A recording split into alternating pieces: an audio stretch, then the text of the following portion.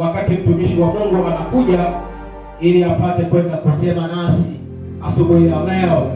Jina la Bwana libarikiwe. Amen. Mtumishi wa Mungu sio mwingine ni Prophet Gideon kama kutoka kule DRC Congo. Piga makofi na kuendelea hapa na tafadhali kwa kunena. Piga makofi, piga makofi, piga makofi, piga makofi, piga makofi, piga makofi, piga makofi. Simama juu, shangilia. Shangilia kwa vigelegele, shangilia kwa vigelegele. Karibu mtumishi wa Bwana. Baba, katika jina la Yesu Kristo, kwa damu iliyomwagika msalabani.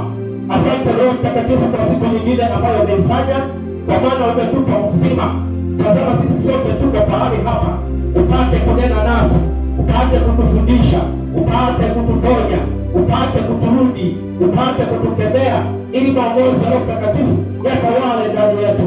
Basi mtumie mtumishi wako kama chombo, na masikio yetu na mioyo yetu itapona kwa sababu ya wema wako. Naomba kwa jina la Yesu Kristo aliye Bwana wetu. Amen. Shangilia kwa Bwana aliye mtumishi wa Mungu.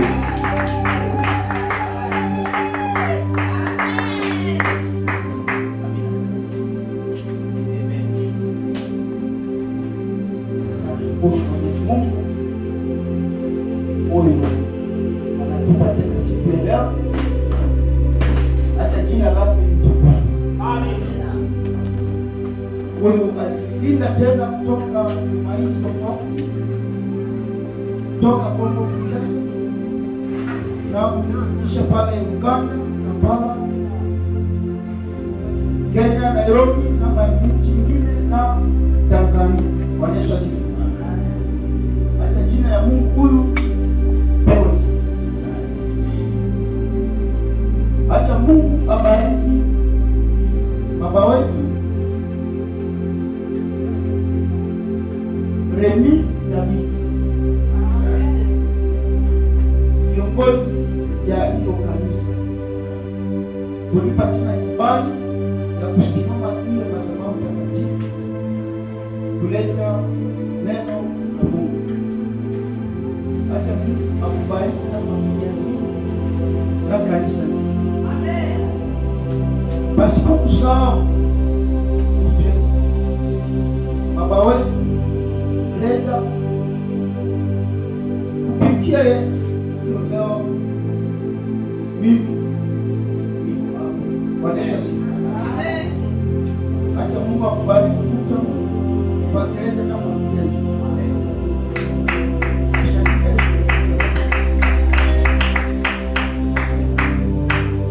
Nashukuru tena Mwenyezi Mungu kwa ajili ya watumishi wa Mungu wale tunaendelea na wao kuhubiri neno la Mungu, wananiachilia vile nafasi kuhubiri. Bwana Yesu asifiwe.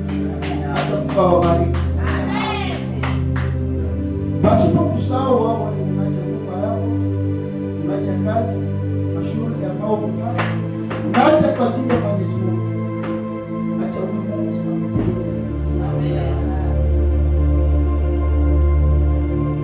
Leo siku ya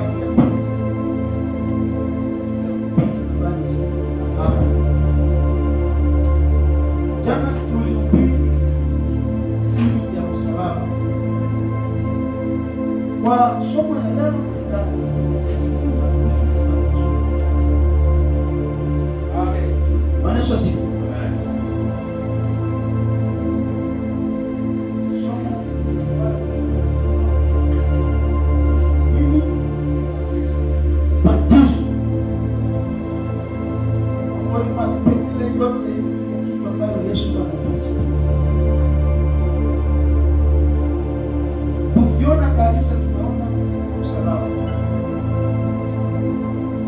Ndani ya kanisa tutaona kitu ambayo Yesu alituachilia.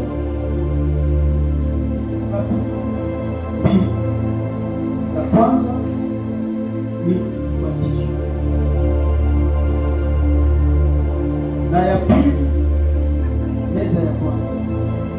Bwana Yesu asifiwe. Hii ndio Yesu anajua. Kuingia mbinguni sio mambo ya ndoa.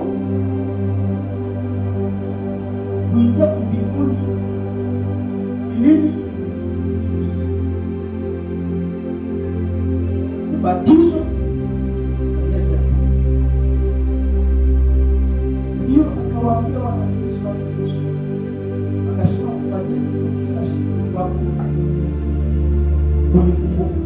Sio kwamba mwende muoane ili mkumbuke. Ndoa ni kitu cha mzuri katika kanisa, lakini kitu itaisha mwanadamu mbinguni.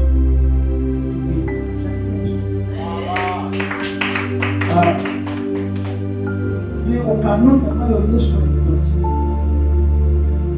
Na tutajifunza mtu wa kwanza kukula meza ya Bwana anaitwa Ibrahimu. Siku ambayo Melkisedeki, mtu huyu anakosa baba na mama, hana mwanzo wala mwisho, alipokea na Ibrahimu akamtoa kati na kati. Kati hiyo inadhihirisha neno la Mungu. Inadhihirisha wakati mmoja Yesu ambaye divai hiyo inadhihirisha damu ya Yesu au ufunuo ya Roho Mtakatifu. Ndio mtu ya kwanza kula meza ya Bwana.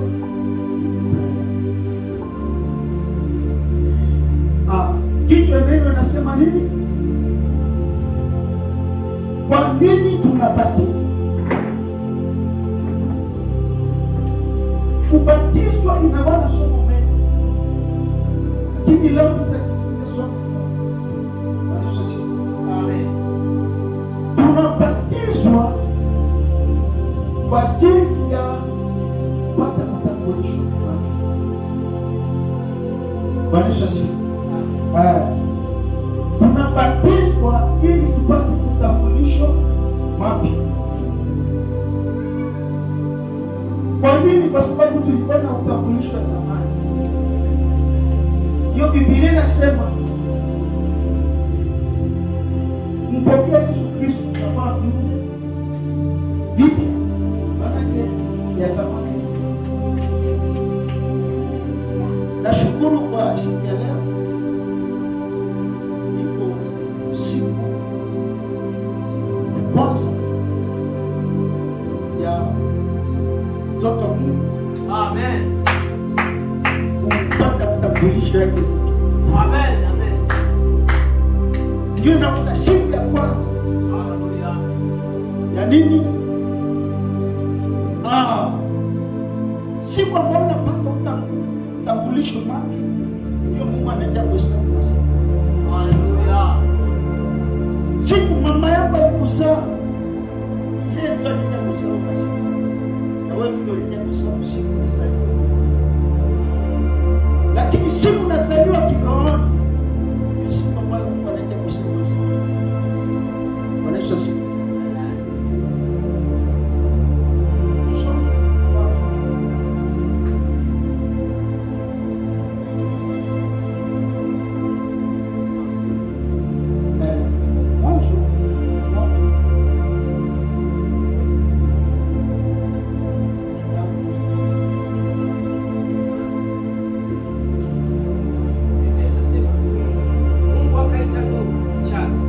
Akaita nuru mchana, giza akaita usiku, ikawa jioni, ikawa asubuhi. Ndio Mungu anaenda kuhesabu siku ambayo Bwana Yesu asifiwe. Amen. Nuru huyu ni nani? Yesu Kristo. Baada siku unapokea Yesu Kristo na maisha yako kama Bwana na Mwokozi wa maisha yako, nuru inaingia ndani yako.